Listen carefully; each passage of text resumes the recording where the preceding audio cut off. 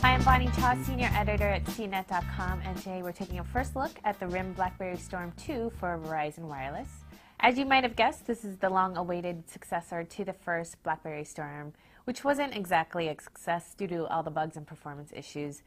There were software updates that fixed a number of the problems, but still, that's not really a good way to leave a good impression. So there's a lot of questions about whether the Storm 2 will be better, and for the most part it is, but there are a couple of issues that worry me, which I'll talk about later.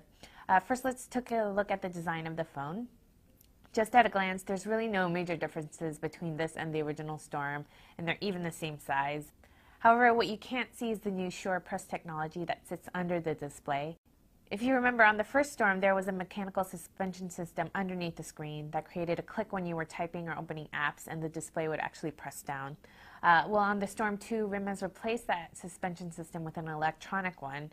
The technology is really neat because even though the screen doesn't physically move except for around the corners here, electronic activators below it still give off that clicky feel, so it seems like you're pressing an actual button.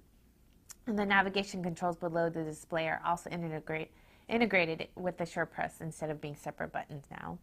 There are a couple advantages to the electronic version of SurePress. First, you don't have to apply as much pressure when typing, and it also allows for key rollover and multi-touch. So for example, if you want to capitalize a letter while typing a message, you can now press the Shift key and the letter key at the same time, whereas before you had to do it separately.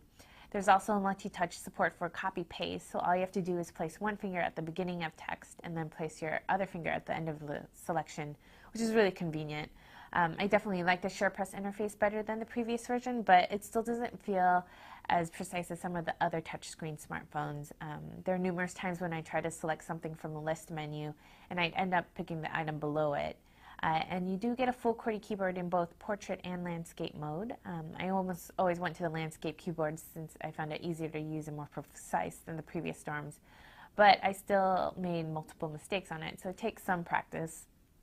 The smartphone does offer predictive text and autocorrection to help, though. The Storm 2 does add some welcome features. The most notable in my book is the built-in Wi-Fi. Verizon's always been a little stingy when it comes to offering Wi-Fi to enable smartphones, but they're slowly changing this, and we're glad to see it on the Storm. It also works on the carrier's EVDO Rev A network, and it is a world phone and ships with a SIM card, so you can make calls and get 3G data overseas. Bluetooth and GPS are also in there. The phone also has double the memory with 256 megabytes flash memory and 2 gigabytes of onboard memory. And it's also running the updated version of the BlackBerry handheld software, which is version 5. And it brings a number of improvements to the browser, BlackBerry Maps, and other applications. As far as general performance, I'd say the Storm 2 is faster than its predecessor, but the phone did automatically reset itself on me twice. I found that it's only when I'm trying to use the Bing program, so it might be this app specifically that's causing the problems.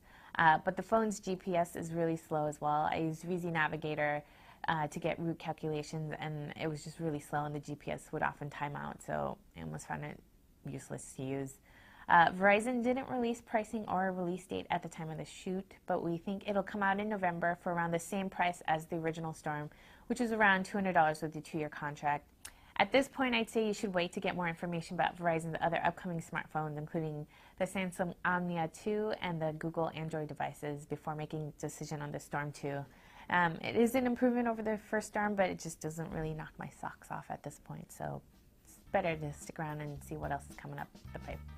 I'm Bonnie Chan. This has been your first look at the BlackBerry Storm 2 for Verizon Wireless.